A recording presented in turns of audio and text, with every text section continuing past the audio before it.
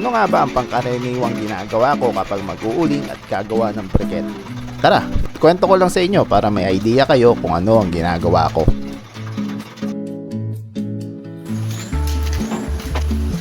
Okay, so ngayong araw na to is gagawa tayo ng charcoal briquette at the same time is mag-uuling tayo. Pero may kakaiba dito sa content na ito. Ang pagkakaiba ngayon is that instead na mga pambahay na damit ang isusuot ko is bago dito ay isusuot na natin ito. Ito, susuot na natin. Tapos, ito nga bota. So, ito yung araw na bibinyagan na natin itong mga uniforme na binili ko from Shopee. Problema kasi dati nung hindi ko pa nabibili ito is that sobrang dungis ko. Duming-dumi na talaga ako. At titingnan natin at the end of the day if malinis pa rin ba tayo o wala tayong dumi sa katawan. So, hindi na natin patatagalin pa. Samahan nyo ako kung paano ako mag-uling gamit or suot ang mga ito. So, tara. Okay, so una natin susuot itong face mask. Ito yung additional filter natin para sa ating gas mask o respirator mask. So, isusuot na natin itong pantalon. Imagine niyo, pantalon na ito, tapos pantalon pa isusuot ko.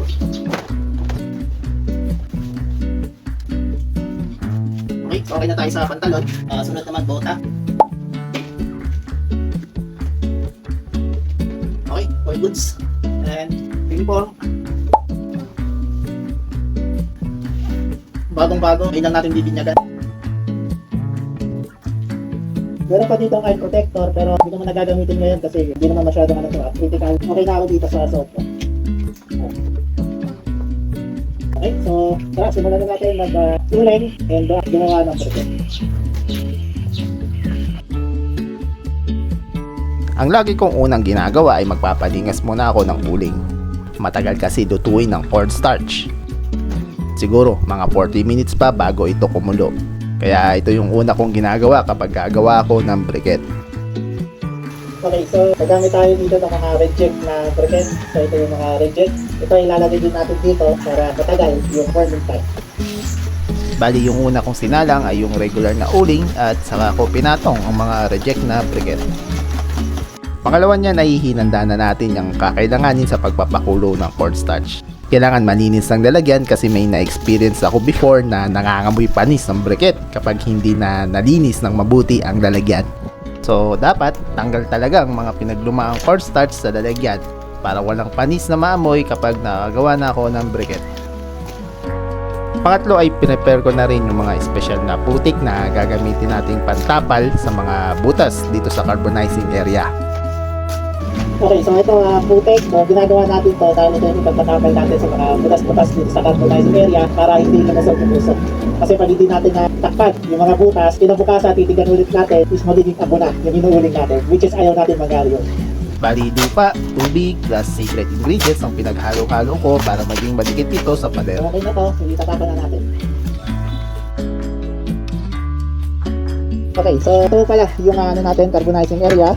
Nalagyan ko na to ng mga agricultural waste. So ito po yung mga uulingin natin. Okay, so meron pa po doon sa likod. Yan, marami pa po yan.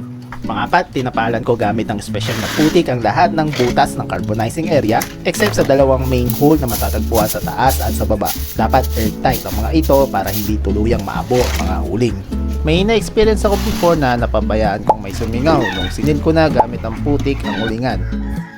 Kinabukasan, napansin ko na ubos na pala lahat ng mga inuling ko sa loob. Kaya mula noon ay dinodouble check ko na ito lagi-lagi. Panglima, sinimulan ko ng paningasin ang loob ng carbonizing area. Madali lang yan, isa lang ang mapaningas ko dyan, dadamay na yan yung mga katabi niyang mga bunot at bao. So dapat to yung bunot ang nakabukad sa butas para madali natin itong mapaningas. Nagsuot na tayo ng eyeglass kasi yung usok, naiiyak ako sa usok. Bilang protection, ito na lang para hindi naman tayo mangiyak-iyak habang nag-uuling. Antay lang ako ng mga 20 minutes bago tayo lumipat sa iba namang trabaho. Okay, so matagal pa to bago magbaga lahat. So habang hinihintay natin, proceed tayo doon sa mixture ng mga durog na uling. Okay, so para masulit natin yung oras. Panganim, sinimulan ko ng maghalo ng uling. May standard mixer ako niyan na sinusunod. Kung ano yon ay basic ko na po yun. Pangpito, dahil kumukulo na ang tubig ay nilagyan na natin ito ng cornstarch. Ito po pala ay yung magsisilbing binder o magiging pandikit ng ating uling. Bali pinalitan ko pala that time ng bagong uling kasi nabasa ito. Butas pala yung una kong nalagyan. Anyway, hinalo-halo ko para kumalat ang cornstarch. Kapag hindi nahalo yan ay mamumuo yan at mahirap nang tunawin. Okay, so malakas pa yung usok. Pagka ganyan, para hindi na lumala yung usok. So tingnan nyo yung usok. Hindi na makita, no? Pangwalo, dahil mausok na ay oras na para tapalan ng butas sa baba. Kailangan itong gawin upang malimitahan ang oxygen na pumapasok sa baba at upang hindi maabo ang mga ito. Kapag hindi natin kasi tinakpan yan ay mas lalakas ang usok. Pangsyam, nung malapot na ang cornstarch na ating niluluto ay agad ko na itong binuhos sa ating minix na uling. Dapat ang texture nito ay parang minasang harina sa bakery para madaling mahulma. Hindi masyadong basa at hindi rin masyadong tuyo. Sa ngayon ay mano-mano pa ang paghahalo ko. Hindi ko pa kasi natatapos yung mixer machine dahil kinapos na ako sa budget.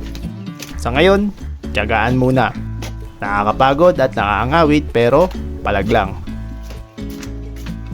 Pang-10, ito yung pinaka-importante sa lahat, ang paghulma into charcoal briquette. Ang pangalan pala ng makina na ginagamit ko ay extruder machine.